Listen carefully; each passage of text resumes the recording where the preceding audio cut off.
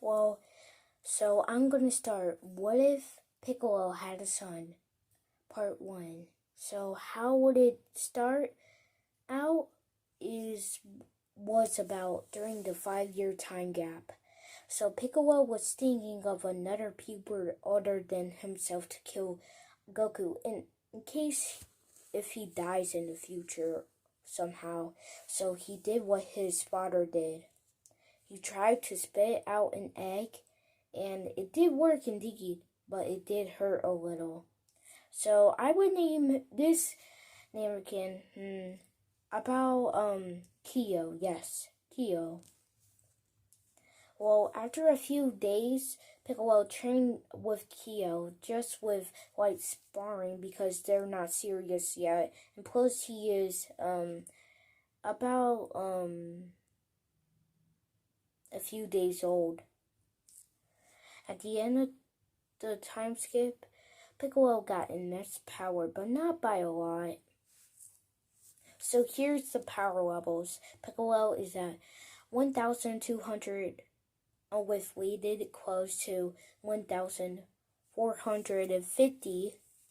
Goku is just the same as Canon at 4,016. Kyo is at 235. So a pod lands in Earth where the farmer got destroyed by Raditz. Raditz checked his scouter, and since a power kind of like close to his level, so he flied through there while Kyo and Piccolo were training. They met Raditz, and it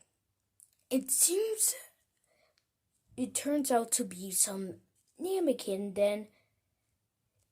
then and his son. So this is not Kakarot. So he sends another high power level. This has to be Kakarot. So he flew over there just like in canon.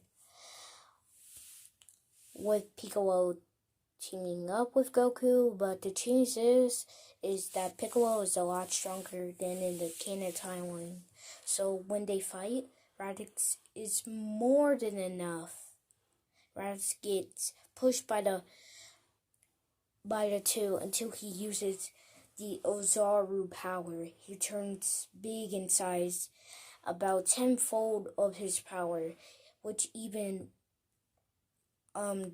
stronger than Nappa. He crushed Goku, which Goku bleeds as his rib get crushed. Piccolo tries to fight back, but Raditz keeps on toying with them. He hits Kyo to a mountain, then rushes towards the little Namekin. Gohan felt rage like never before. He hit the Ozaru out of the way. He was sent back. Piccolo tried to think of something else in mind. Gohan then looked at the fake moon. His power was increased 10-fold. He turned bigger as the apes fight. Then Piccolo knew it was the tails. As Piccolo used the Keyblade, tries to slice off Raditz's tail, but it didn't work as Raditz wiggled his tail, but Gohan punched him in the face, wide open, to keep him distracted. Kyo grabbed Raditz's tail. Then, while the Ozaru was distracted, they sliced Raditz's tail. He fell through the floor. Then Gohan can't do anything until Gohan smashes the Namekins as Piccolo was injured during the fight.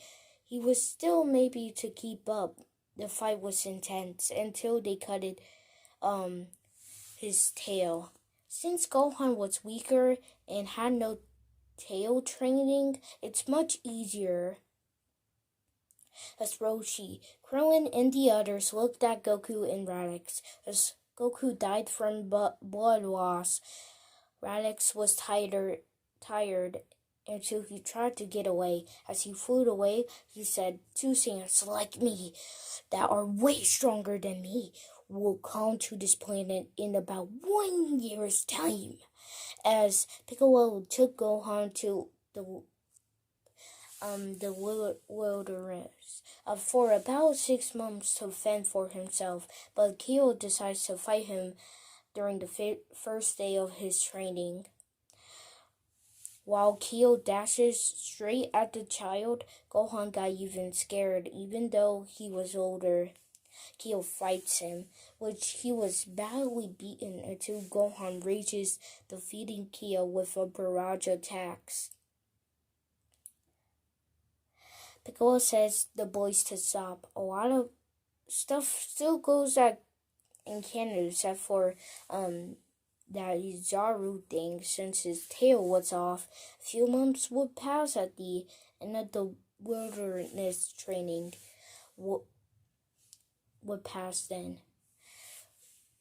Gohan, while Kyo would get a lot stronger with a buddy to train with while surviving in the wilderness.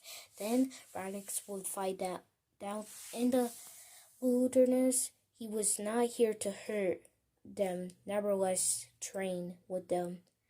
Until Gohan gets angry and he tries to do anything to the Saiyan, but it does nothing. Raditz easily defeats Gohan as Piccolo flies to Raditz, asking what he wants. He wants to train with them. Because a few months ago, Nappa and Vegeta asked Raditz to stay out of their way. If he doesn't, he will die. And that's what we're going to read the What If. I hope you like and subscribe. See ya until the next part.